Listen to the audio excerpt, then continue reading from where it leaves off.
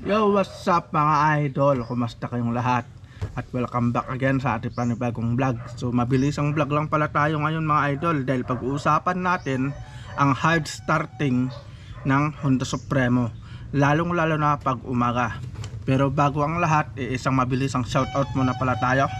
So shoutout nga pala sa mga tropa natin, sila Ma'am Idnalyn Tagpis, kay Sir Romel Balading, kay Idol Mitsui Seremar, kay Idol Homer Pasqua, kay Idol GBR STU, kay Idol Mars Marlo, at kay Idol Bike and Fish. Alright, so sa lahat ng mga gustong magpa-shoutout, comment lang po kayo sa baba para ma-shoutout ko po kayo sa mga next na vlog natin. Alright, so bago tayo magpatuloy ay isang mabilisang intro muna tayo mga idol.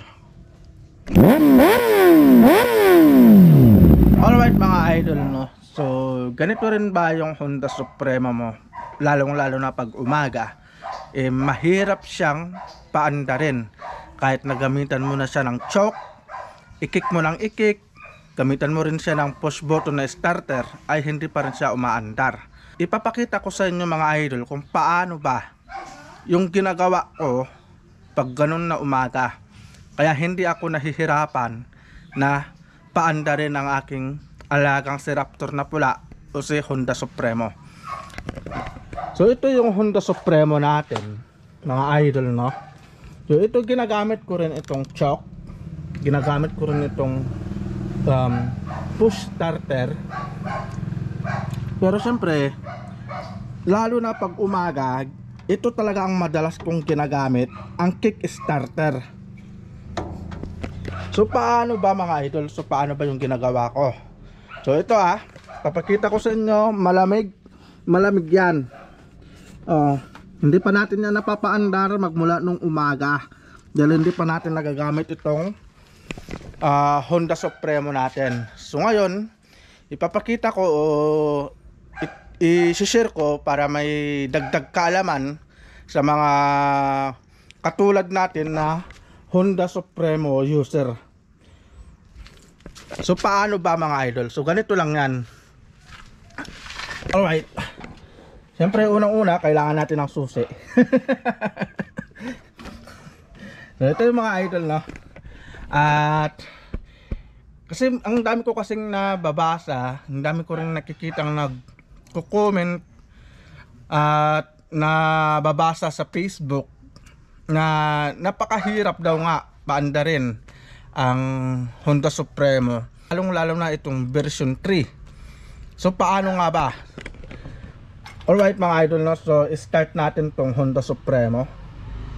Start natin siya. So ang ginagawa ko, pinipihit ko muna itong choke. Ayan, pinipihit ko muna yung choke mga idol. So nag-aantay lang tayo ng mga, sabihin natin na 30 seconds. 30 seconds lang natin aantay na nakapihit yan. Tapos hindi natin gagamitin ang push starter. At take note lang, wala tayong gagalawin sa karburador at sa makina, walang. Tapos nagpalit pala tayo ng spark plug. Alright, so isa yun. So kung ganun talaga na napakahirap ng paandarin talaga, talagang aabutin ka ng 1,000 kick bago umandar, kailangan mo na talagang palit ng spark plug. Pero siyempre tayo nagpalit na tayo ng spark plug, kaya ituturo ko sa inyo kung paano ba yung ginagawa ko. So gagamitin natin tong kick starter mga idol, no? Kick starter muna. Pero naka-open na po yung choke natin. Alright, so ginaganyan ko lang sa mga idol, yan, kinikik muna natin yan, tapos start natin. Alright, yun mga idol, umandar agad yung Honda Supremo natin. Tapos hahayaan lang muna natin siya na ganyan. So hahayaan muna natin siya mga idol na ganyan, no? Hindi natin pinipihit ang accelerator. Tapos ibabalik na natin mga idol itong choke. Yan. So antayin lang muna natin na uminit yung makina. So hahayaan na muna natin mga idol na ganyan, no. Alright. So ganun lang mga idol yung ginagawa kong paraan para mapaandar agad yung Honda Supremo ko. So ito pala yung andar ng aking Honda Supremo. Napakatahimik.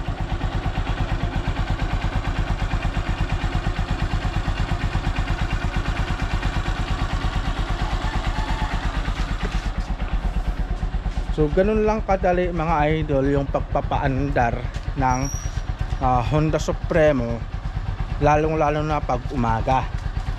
So wala tayong kailangan na galawin sa makina o sa karburador. So yan lang mga idol, no. So pag ganun umandar, ibabalik lang natin itong choke nya. So ganun lang. So ang gagawin lang natin ikikik lang natin siya ng ikikik, tapos pag ganun na, nakatatlong kick na tayo, 4, saka natin talaga lalakasan yung pag-kick natin. So wag tayong gagamit ng push starter, lalong lalo na pag umaga, kasi masasanay talaga yung motor pag ganyan mga idol eh. So ganun yung ginagawa ko, ginagamitan ko siya ng kick starter pag umaga. Kasi once na hindi mo talaga ginagamit yung kick starter parang pagdating ng panahon mahihirapan ka na magpaandar sa kick starter, lalong lalo na pag sa hindi inaasahan masira yung push starter mga idol. Siyempre hindi natin alam, diba? Kasi kung ito lagi ang ginagamit mo, may possibility o tendency na masira ito. Kaya gumamit tayo lagi ng kick starter, lalong lalo na pag umaga. So ito, napaandar na natin mga idol yung Honda Supremo natin. So may idadagdag pala tayo about dito sa Honda Supremo, kasi mayroon na nagsasabi na palyado raw, lalo na pag umaga palyado siya. Kasi nga siyempre hindi pa nga nakakaakyat yung gasolina. So paano ba yung gagawin natin? So ang nakita nyo yung ginawa natin kanina, hinayaan lang natin siya na nakaandar lang siya, tapos hindi natin ginagamit itong accelerator. So ngayon mga idol, no, ito yung dahilan kaya minsan nagpapalya, kasi kakaandar pa lang ibinibirit na nila, parang ganyan, no, diba? Pero yung sa atin walang kapalya-palya yan mga idol. So hindi ko rin yan nire-revolution na umaabot sa hanggang 5 or 6 na revolution, lalong lalo na pag hindi siya umaandar. So ganun ako kaingat sa aking alagang si Raptor na pula. Alright, so nakita nyo mga idol, no,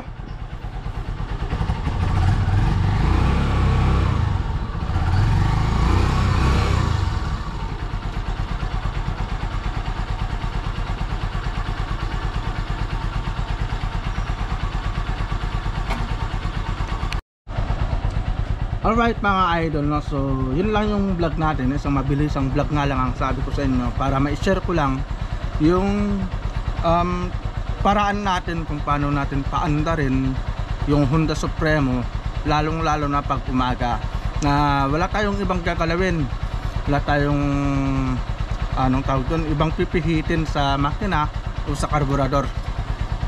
Patayin muna natin, sayang gasolina eh.